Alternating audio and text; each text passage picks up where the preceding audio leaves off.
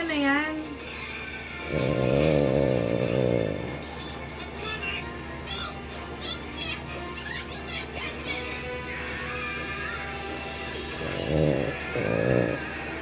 Kasi sunod-sunod ka, dinagdagan pa yung problema ni Kenshin.